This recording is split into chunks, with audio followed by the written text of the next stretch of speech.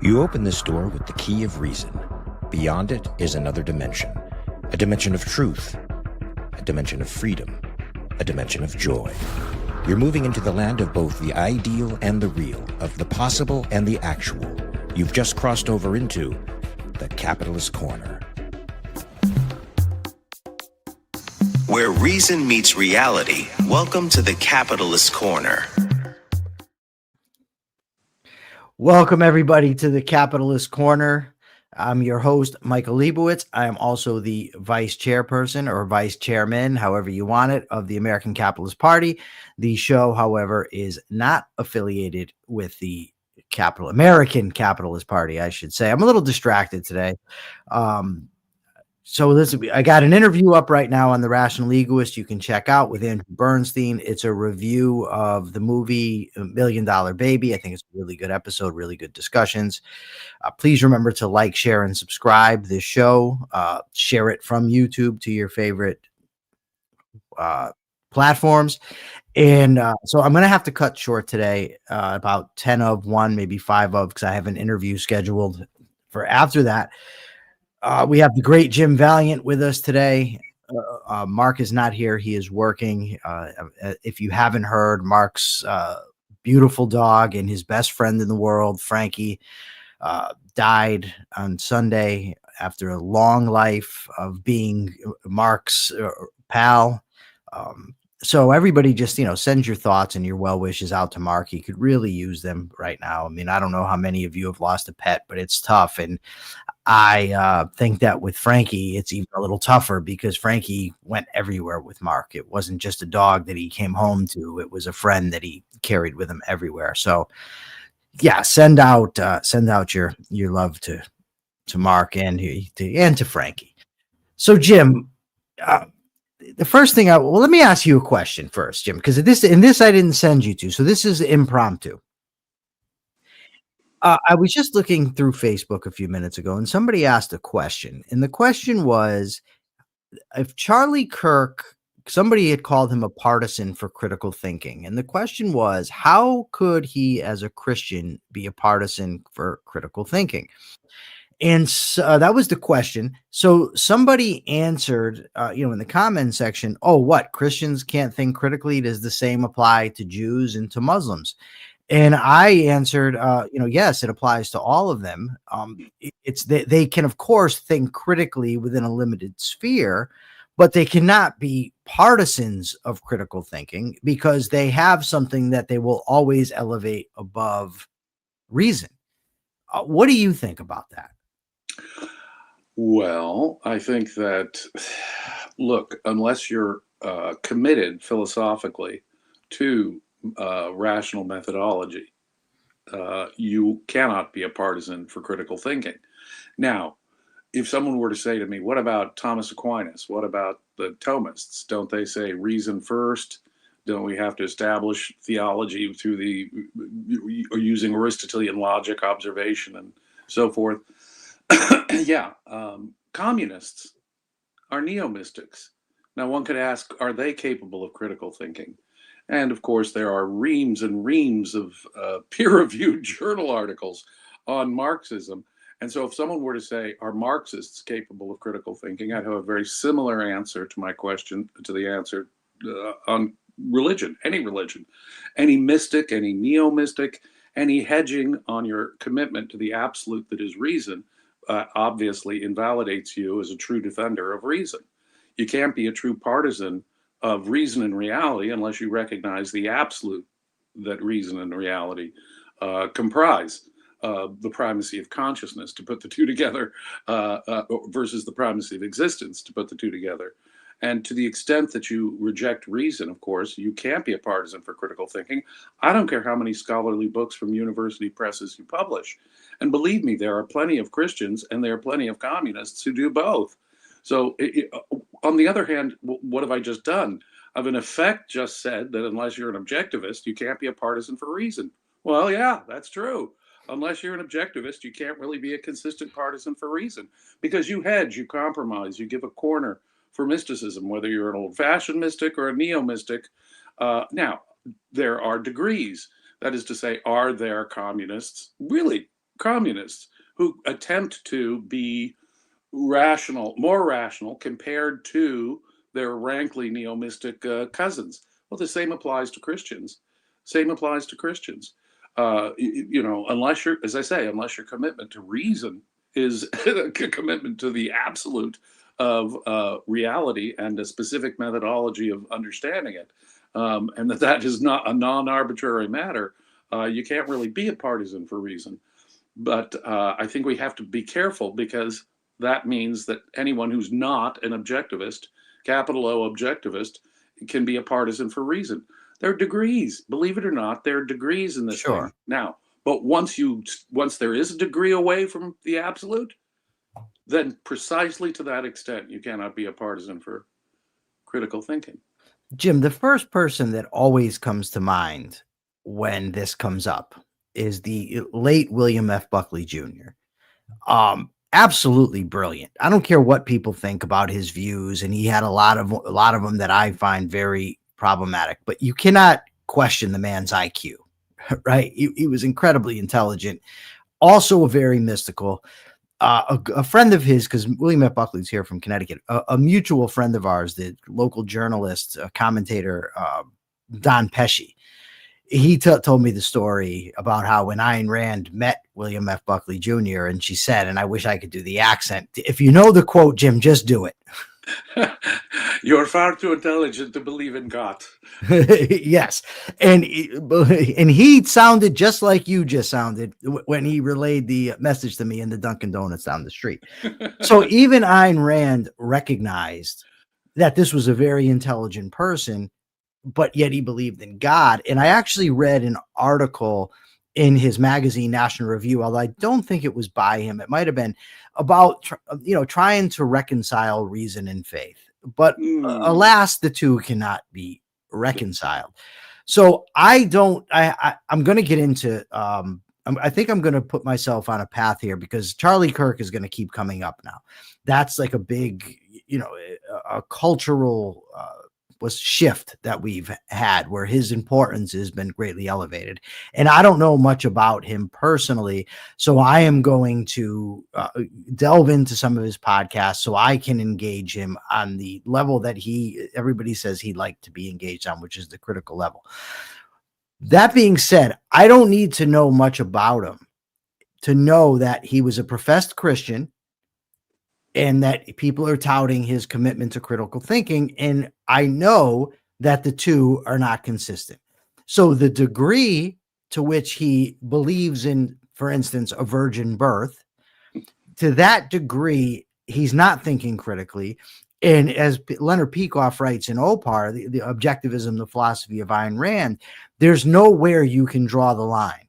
Once you elevate faith above reason, it's going to impede you in all types of avenues. Just give me this little teeny corner of mysticism. Just give me this little shelf where I can put my mystical beliefs over here. No, now reason is the submissive slave to your mysticism entirely.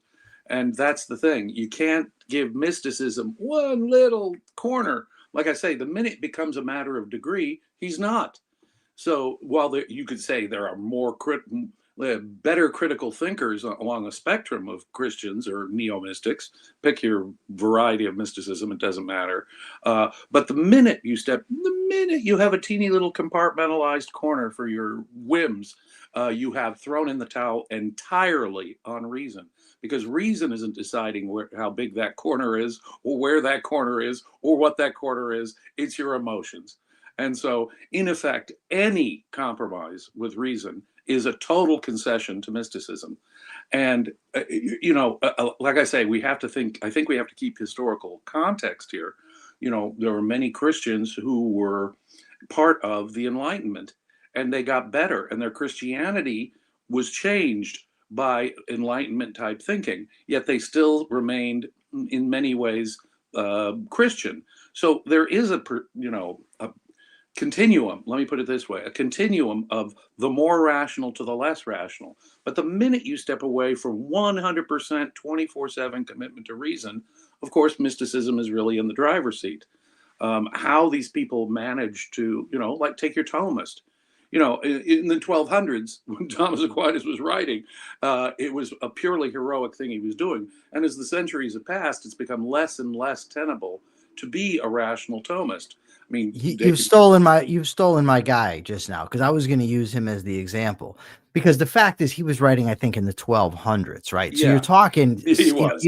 600 years before Darwin puts forth Right. Origin of Species, or Galileo or Newton, or we can go right? right down the list. So he could be thinking critically, because all knowledge and thought takes place in a context. So he's speaking and writing within that context. So it's far more forgivable for him to go astray than somebody, in today's day and age. Nietzsche wrote, I think, in the 1890s in regard to Christianity, how can stuff like this still be believed in? And so that's pretty much where I stand. David Hume in the 1700s really took apart all of the arguments that Aquinas offered for the existence of God. He took them apart so ruthlessly and masterfully in one way that really it's hard.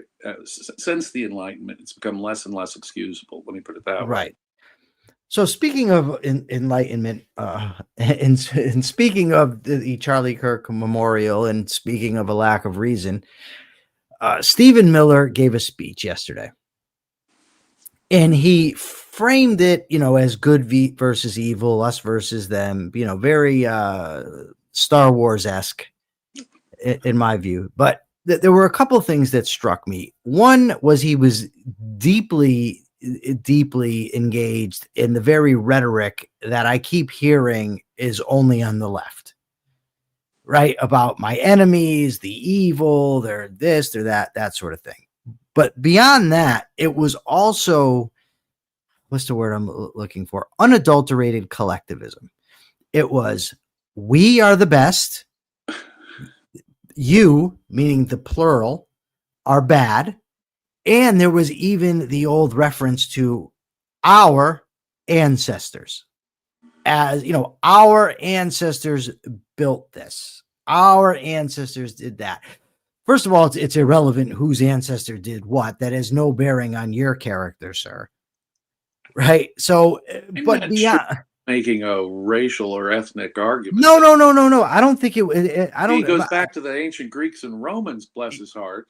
But I don't think it's relevant that they're our ancestors, is what I'm saying. I don't think that's relevant at all. But you can use that in a sort of vaguely rhetorical way, meaning, Aristotle and Jim, if you're going to defend this fool, we are going to have a big argument today. I'm just preparing you and the audience. Well, part of it, to be honest, it did sound like the guy was trying to reconcile the unreconcilable.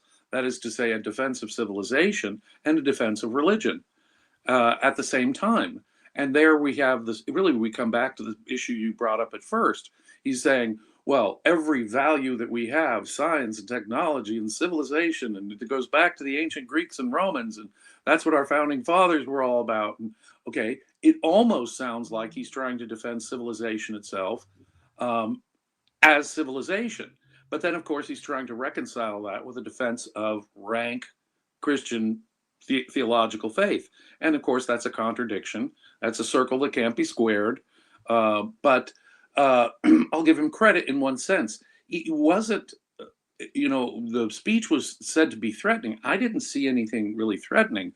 Calling the other guys evil and calling yourself good, having a moral perspective on things, good guy, bad guy, black hat, white hat sort of perspective on things is not the angle I would take against this. And he did not have any specific policy threats, unlike, say, the FCC chairman, who was acting like, a mafioso in saying, or else, in effect, and we're not done. And, we can do this the easy way or the hard way, if I can take the famous quote he had before anything happened. That is just rank bullying from a government regulator. And he didn't do something that was the equivalent of that, let me put it this way. But he was, in my view, trying to reconcile the unreconcilable. If it was simply we're going to rededicate ourselves to the ideas of Charlie Kirk, whatever you think of Charlie Kirk's ideas, I wouldn't object in theory to that. When an ideological hero of left or right passes, that's what they say, and we would expect them to say that. That's in itself. I don't find that disturbing. He is actually a pretty good at rhetoric. I mean, the guy, he's not quite the Gettysburg Address, which he cites in his little talk there, by the way, last full measure of devotion. But he is a really powerful speaker. I'll give him that. Agree with him or disagree with him. But as I say, my main objection to him is that he seems to be attempting to say that he is the defender of Western civilization on the one hand, and the defender of rank Christian mysticism. And you can't reconcile those two, as we just covered. Okay, but Jim, when you put this in context, when he's saying you, first he's doing what a lot of they're doing nowadays, a lot of commenters and influencers, when they say they killed Charlie Kirk or they tried to kill Donald Trump. Right. Despite the fact that there's zero evidence that in either case there was a big they behind it. There was any they at all. As far as I know, there wasn't even a connection with the guy in Pennsylvania to a left-wing ideology. This guy, at least there's some evidence that he's been radicalized on the left. But even that, it's not, there's not like he doesn't have a Howard Zinn, Saul Alinsky, library in his house, as far as I know. But his comments certainly indicate that there's a left-wing influence. But when you say you in that way, you're putting everybody in that same category. People that are, and same thing when you say we are all good. You are all bad. Now, let me just share. These are some of the comments, Jim. To our enemies now. You have nothing to give. You have nothing to offer. You have nothing to share but bitterness. Then he comes in. Our enemies cannot comprehend our strength, our determination, our resolve, our passion, our lineage, and our legacy. We are the storm, and our enemies cannot comprehend our strength, our determination, our resolve, our passion. This is not the language of reconciliation. It is every bit as bad as the people on the left calling Donald Trump a fascist. Same thing. And by the way, Trump has called the left fascist, communist. It's ridiculous when they get into it. Yeah, I agree. And they're both right to some extent. Well, but those quotes are not saying they pulled the trigger. What they're saying is, when he's got he's got his collective vague pronouns here. He's talking about the ideology.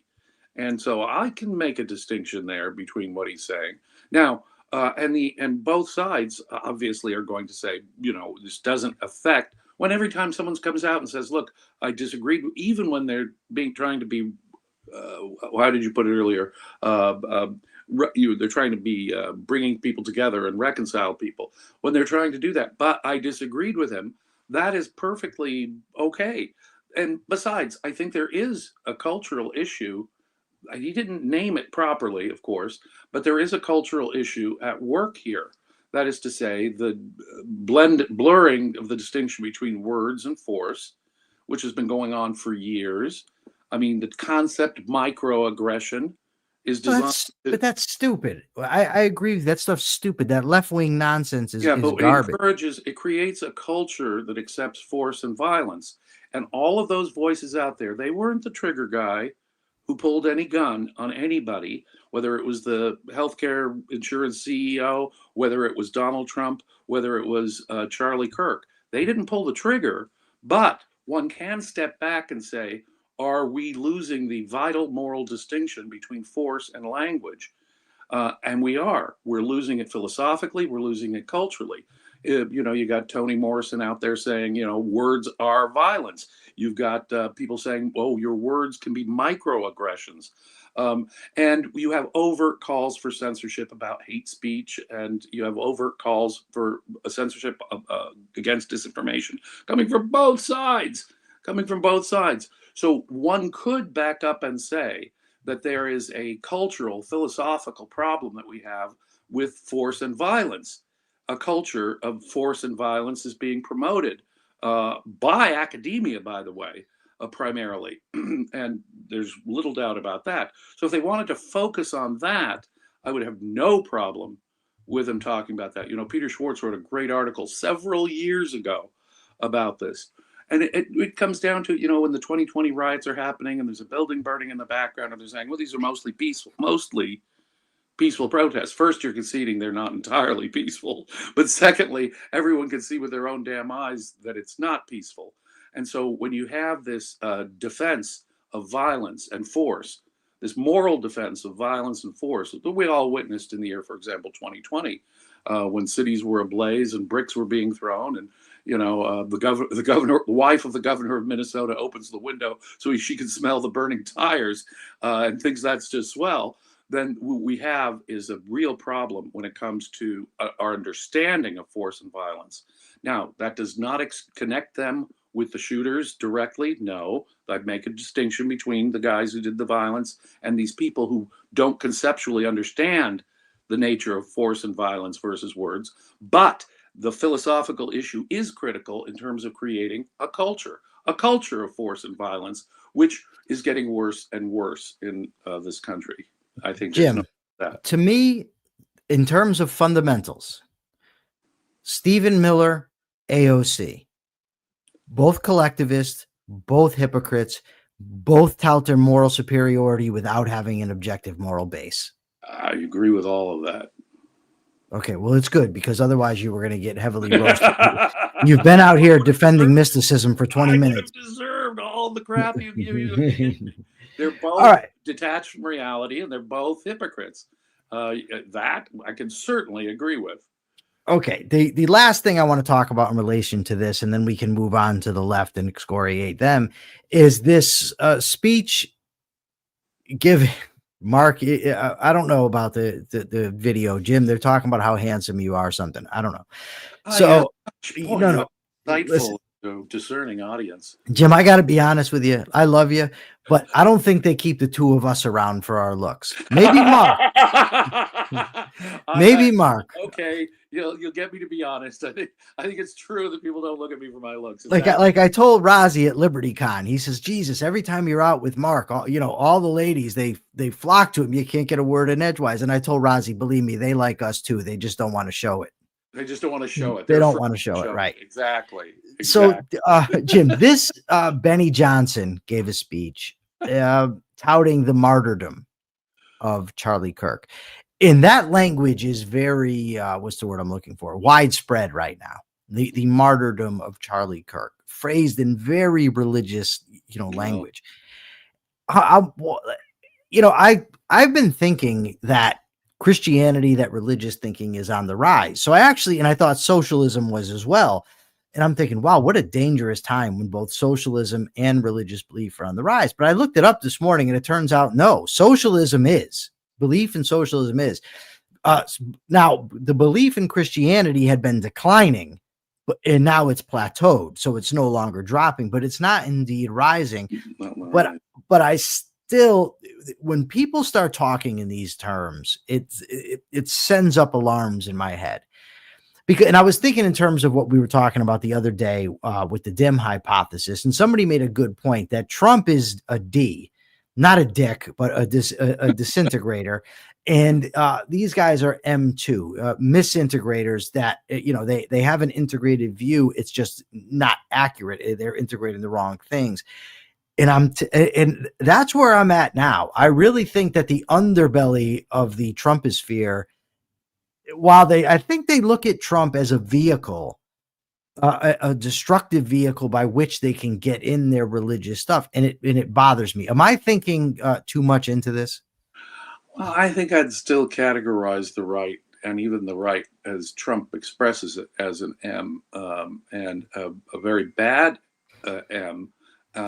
So it's verging on, what is it, M1 or M2? I think really the debate. I don't remember which one. It's been over a decade. Well, I think that nonetheless, the real debate. How bad is the M here? The misintegration.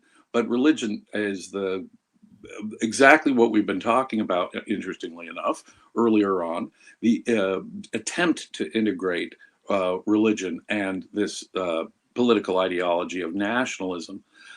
It's hard to ascribe intellectualism to a kind of tribal idea of very perceptual, I'll use objectivist, fancy objectivist language, perceptual level collectivism, tribalism. I mean, read Ayn Rand's article, Global Balkanization. The Marxists tried to pull off an abstraction, the worldwide working class, the proletariat, versus the worldwide ruling class. Ayn Rand says, no, collectivism is mysticism, and you're not going to sustain a population with that kind of abstraction. Collectivism is mysticism. It encourages tribalism. And so it'll become more and more perceptual level. And so these people will become racists. These people will look to religion and race and national origin as opposed to some abstraction like the worldwide working class. Marxism really was attempting to sustain something wrong there. Also, if you look at Marxism is kind of like Christianity, but that promised earthly rewards. We're gonna bury the West, said Khrushchev. We're gonna scientifically and technologically surpass you. We're going to economically outproduce you. They produced and they failed. And I think that was behind the collapse of the Soviet Union. You really can't sustain decade after decade credibility when you say just one more 5-year plan and then we're going to eclipse the West, and as the West keeps improving and they keep stagnating, it becomes harder and harder to justify Marxism. But Marxism is a kind of neo-mysticism, but it made earthly claims, and that was part of its vulnerability. But these guys on both sides, they're mystics. They're mystics. And that's the thing. We have to identify just exactly the contradiction that either Charlie Kirk is trying to pull off or the left is trying to pull off, that neither of them are advocates of reason and reality. Speaking of reason and reality, Chuck on Money today, he's mentioning Thomas Paine's great essay, The Age of Reason, written in the 1700s. Phenomenal. Absolutely phenomenal. If you don't think the American Revolution was primarily a secularizing event, if you don't categorize it as an Enlightenment event, like the rise of Newtonian science or something, the development of individual right, Locke's development, and others, of course, I could include a list from Grotius and Montesquieu to, a whole bunch of people. But the point is, the development of rights theory in the Enlightenment is the equivalent of science in the Enlightenment. It's reason coming to understand human nature and how people should organize themselves just as much as we understand the physical world by means of reason. And America's founding fathers were anti-religious in a fundamental way, even the ones who were Christian, by the way.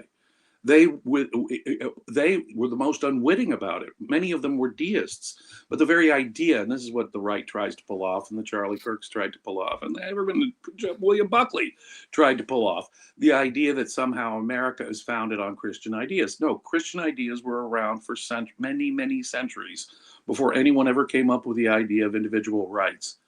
Christianity does not have a doctrine. The New Testament, you could read the Bible from cover to cover and not find a doctrine of individual rights there like you'd find from John Locke or Thomas Jefferson.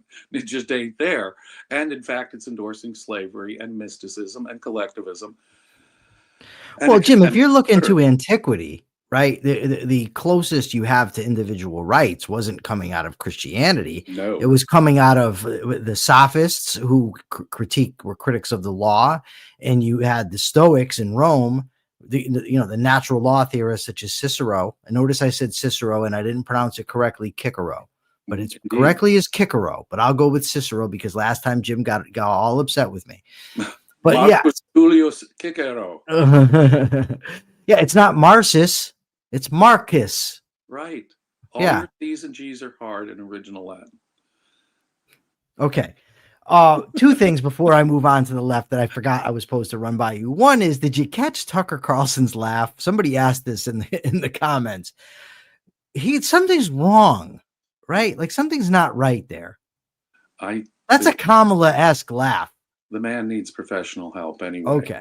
Okay. So we agree on that. Yeah. Tucker Carlson's over the edge. Are you kidding me?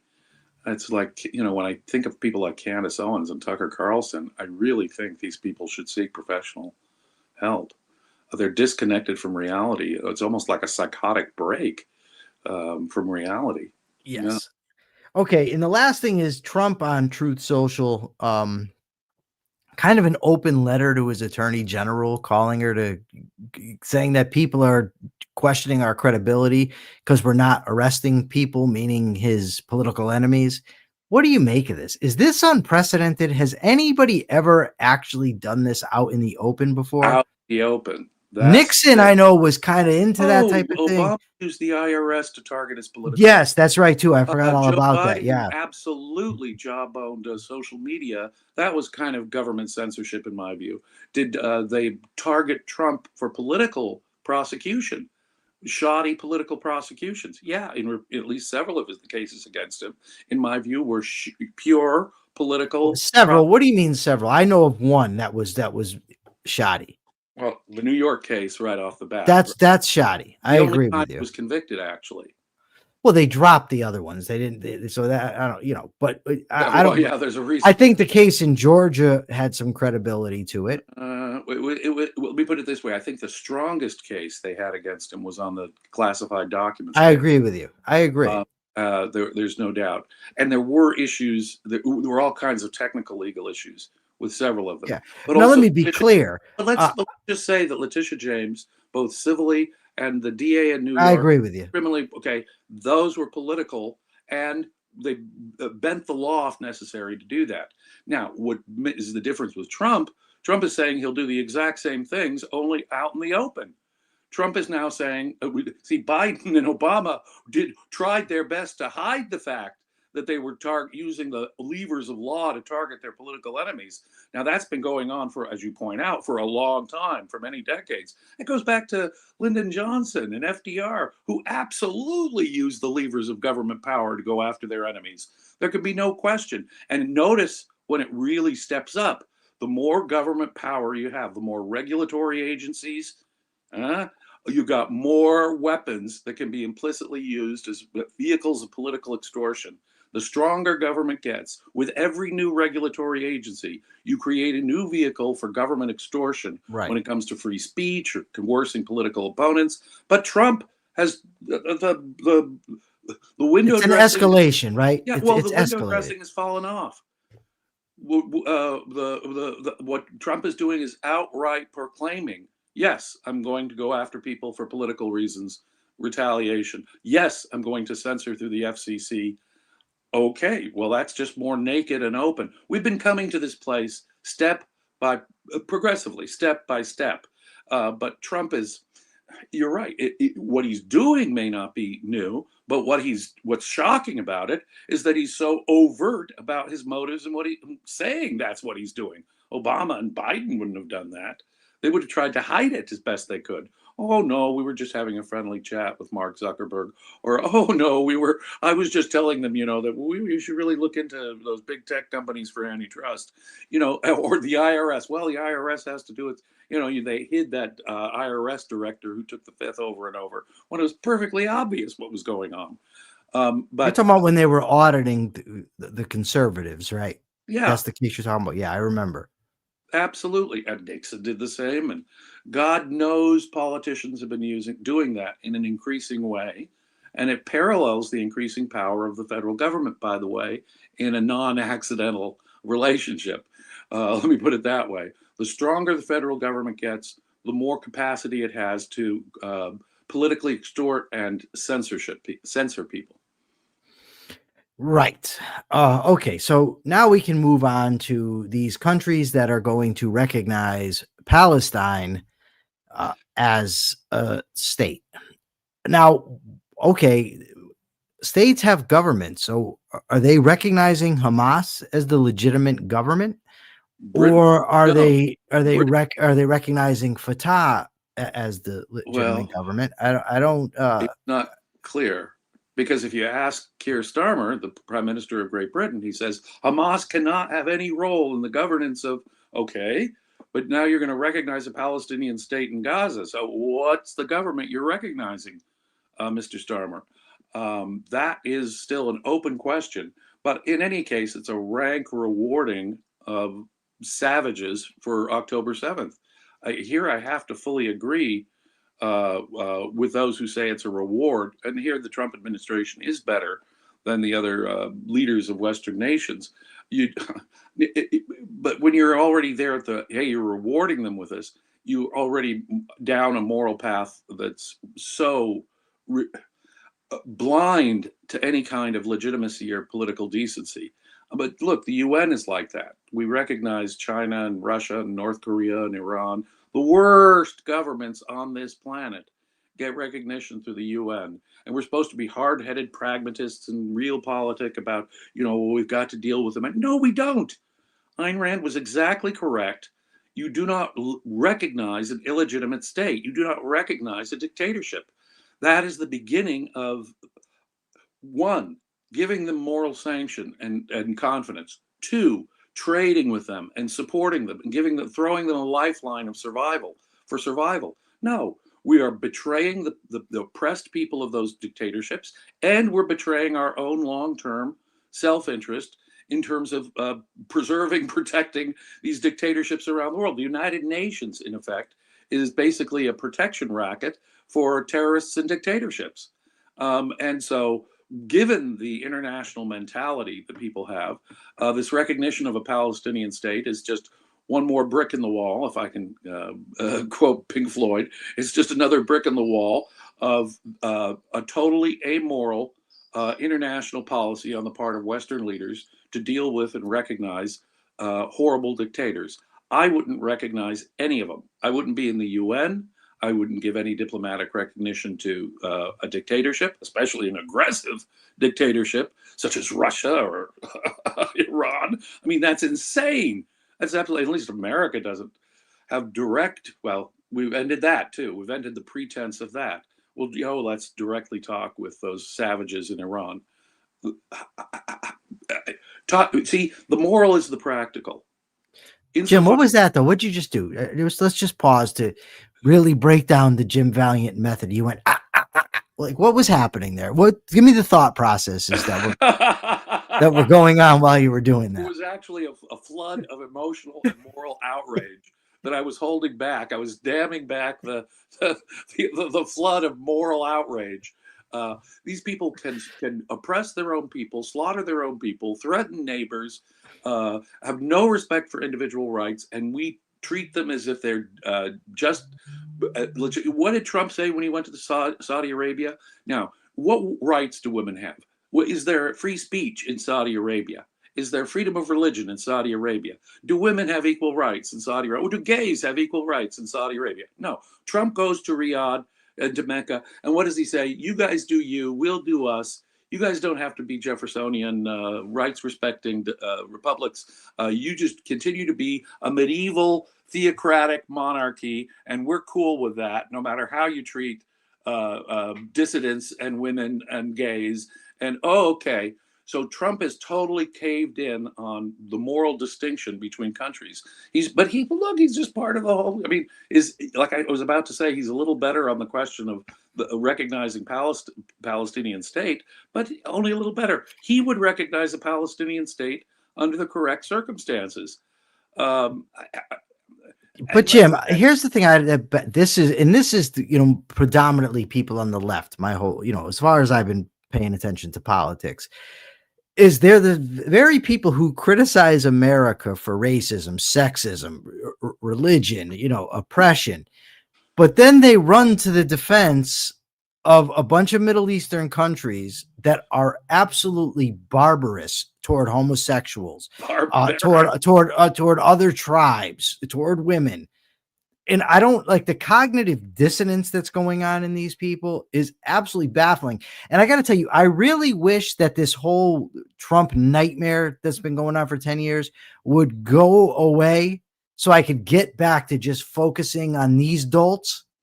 Like, I mean, I sent you this article from Jacobin this morning where they're talking about we need to get back to affordable housing. And they talk about government subsidies, which I'm absolutely opposed to. The type of subsidies that they're listing are tax breaks, tax incentives, earning interest on loans, and tax abatements. All simply examples where the government is not using force against people. Now, when the government doesn't steal your money, it's a subsidy. Right. Oh, you want to talk about something that is perversely detached from reality, read that Jacobin article on public housing. I have read many a study on the government interference in the housing market. You know, Martin Anderson, way back in the early 1960s, it was based on his PhD dissertation at MIT, I believe, The Federal Bulldozer. He looked at federal housing programs from the 40s and 50s in the wake of the New Deal and found that it was absolutely disastrous for low-income housing, the poor. It destroyed more housing than it created. That situation continued, mind you, for decades, so that they could do updates a couple of decades later, saying, you know, Dr. Anderson was exactly correct. It's destroying more housing and harming the market. And of course, they don't recognize any of the actual problems and that are reducing the supply of housing in America. Regulation. To them, you're exactly correct. To them, normal economic processes are oppressive to the poor, when in fact, those free market processes are exactly what would create reasonably priced housing for the poor. It's all of these goddamn regulations. It's building codes and zoning. You know, try to build something in California within, I don't know how many miles of the ocean. You got the California Coastal Commission, which is going to do in effect, a colonoscopy for the next 10 years before you can build a shack within miles of the coast. And so state and local governments, but also the federal government, my God. But if you add in rent control and zoning and all the red tape that it takes to build, you know, from the LA fires that just happened, my God, from the LA fires, they've still barely done any reconstruction at all. It is such a nightmare, a Byzantine regulatory nightmare to build any housing. And so rather than seeing the effects of rent control, this Jacobin article blames, of course, the free market, which is the only way you're going to get a good supply of a decent, affordable housing. So the study in Jacobin is a study in total evasion of facts, evasion of real causes, evasion of all of the academic studies. From Martin Anderson to, I read one in 2022 from the Cato Institute, to Cato Institute studies showing that government involvement in public housing has been disastrous. It has been counterproductive in every way you can possibly imagine. And it totally misdiagnoses the real problems. It's utterly insane. If you wanted to be a residential landlord in California, I would say you are a masochist. Why would you do that? They've created such ridiculous laws about inability to evict people, for example, at all. What it does is it destroys housing for everybody and it drives up the price for everybody. But they can't think causally or scientifically like that. The Jacobin type folks. To them, it is the evil greed of landlords, which of course is the ultimate cause of all problems. Jim, the other day I was scrolling and I came across a clip of Charlie Kirk. And he was talking to somebody that was taking economics in college. And Charlie said to him, okay, are they having you read von Mises? Are they having you read Hayek, Milton Friedman, Murray Rothbard? He says, if they're not having you read these guys, you're not getting an economic education. And I thought, wow, he's spot on here. But what it reminds me of, and what this article here reminds me of, is when Leonard Peikoff talks about, again, in Objectivism, the Philosophy of Ayn Rand, that the reason that the right, for lack of a better definition, are conservatives, they will allow freedom in the economic sphere. He says what they want control of is the spiritual sphere. I would amend that slightly and say the cultural sphere. Whereas the left are primarily, they want to control the economics sphere because they are materialists. They want control of your body, of your physical actions, your property.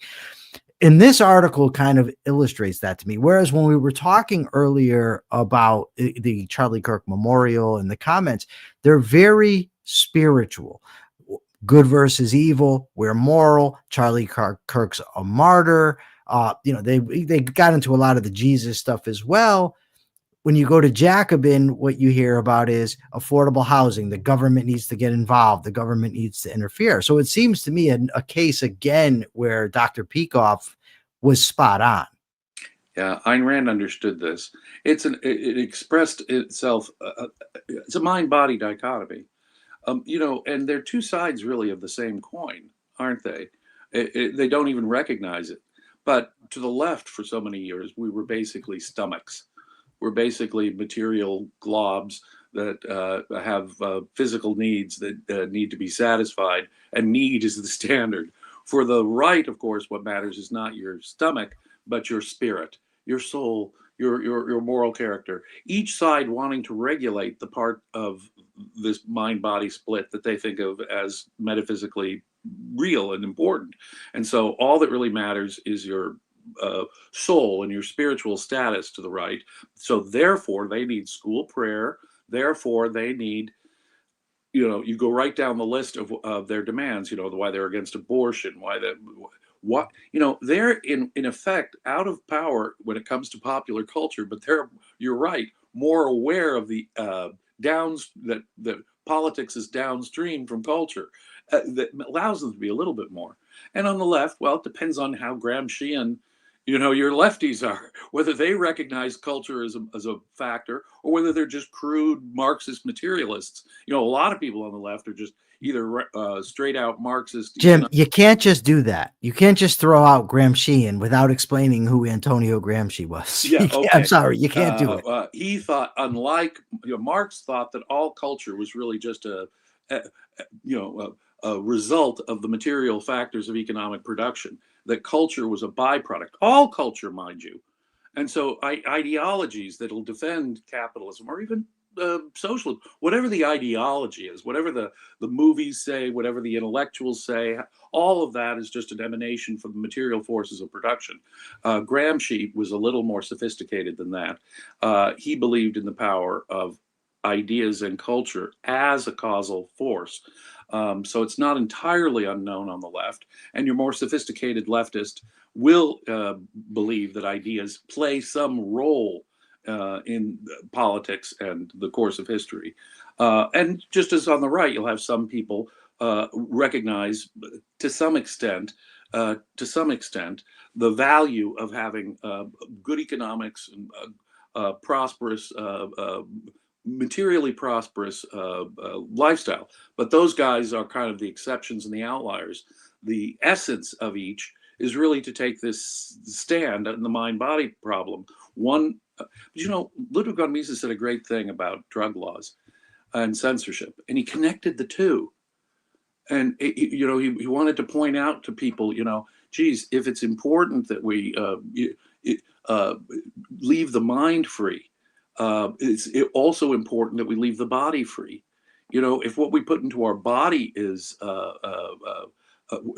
important, what we put into our minds surely is just as important. But that doesn't call for regulation of either.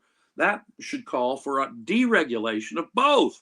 That is to say, governments stay out of both people's spiritual matters, what they're putting into their minds, and matters physical, what they put into their bodies.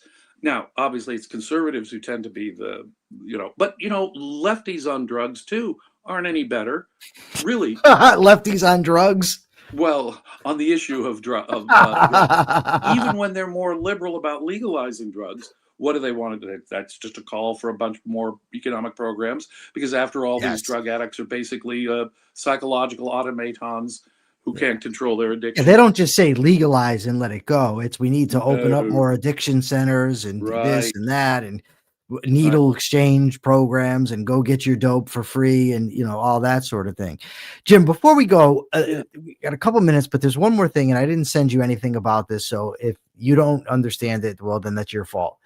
I was looking this morning and I saw, they say politics makes strange bedfellows. Hatred of Israel makes strange bedfellows. They showed a compilation, and it was the getting together of the likes of Candace Owens, Cenk Uygur, Tucker Carlson, Anna Kasparian, Marjorie Taylor Greene.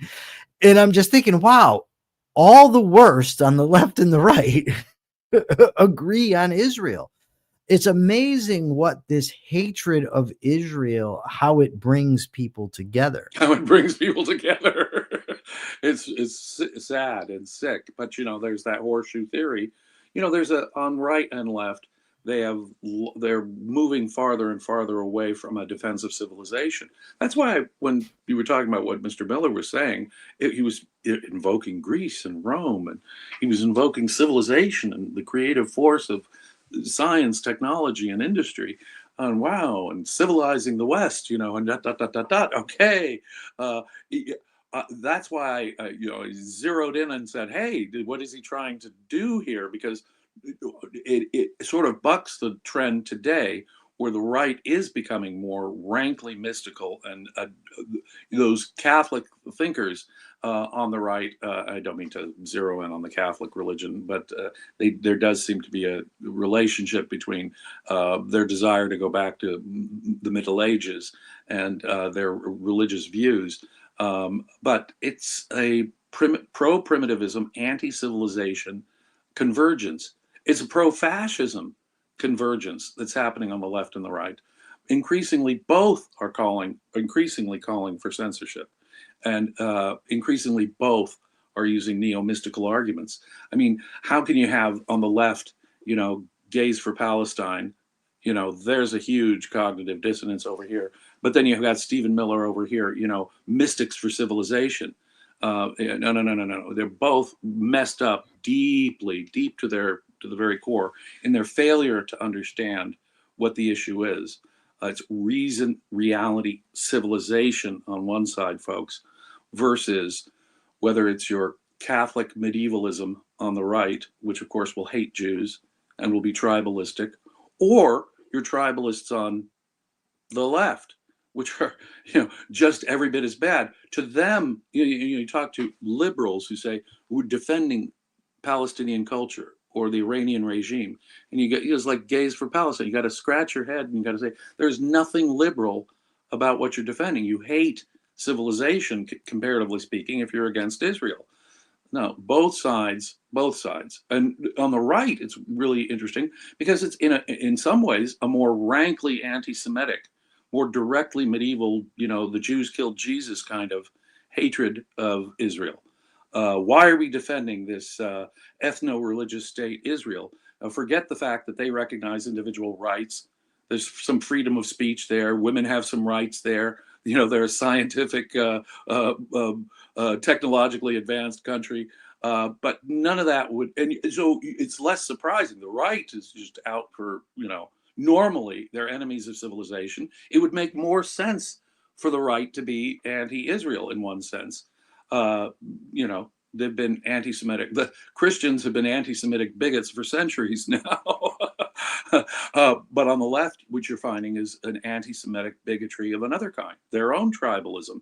And it springs from a place of moral relativism where, look, we'll focus in on the ethno state that is Israel, that religious collectivist, just for Israel, ignoring it's so much worse in the Islamic world around Israel.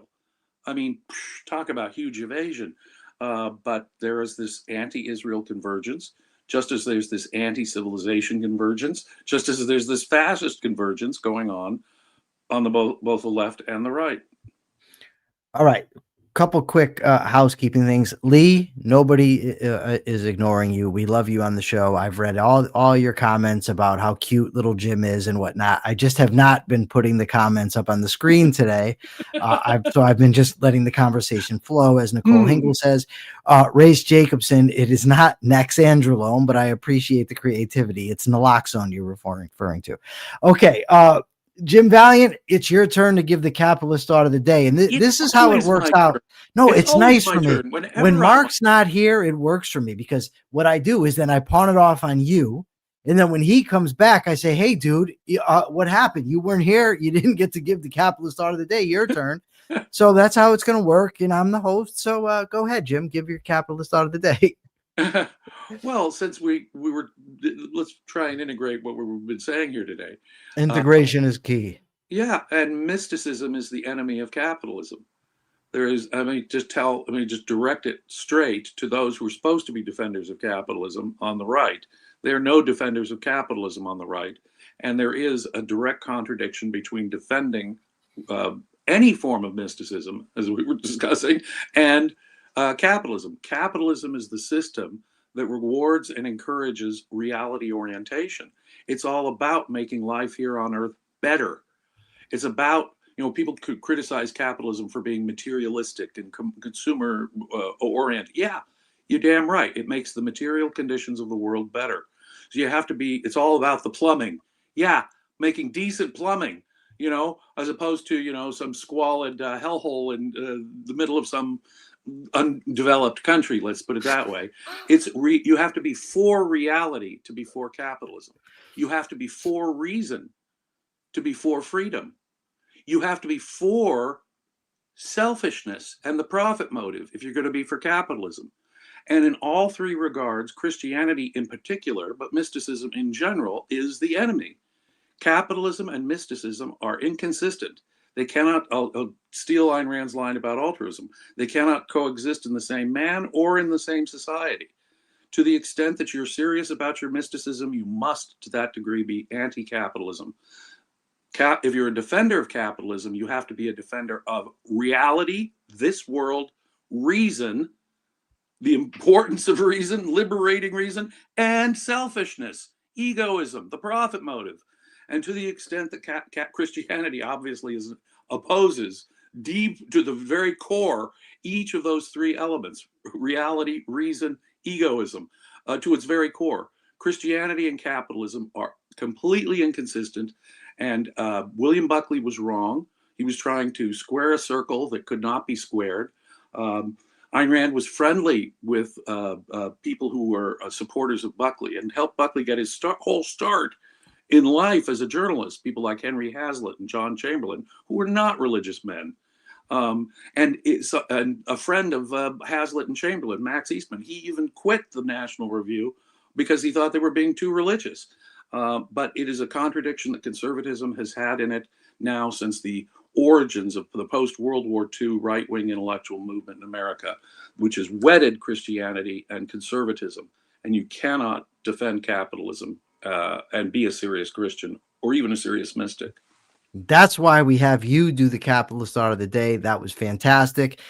Everybody, we will see you back here tomorrow. Remember to like, share, and subscribe. And please also check your premises. See you tomorrow.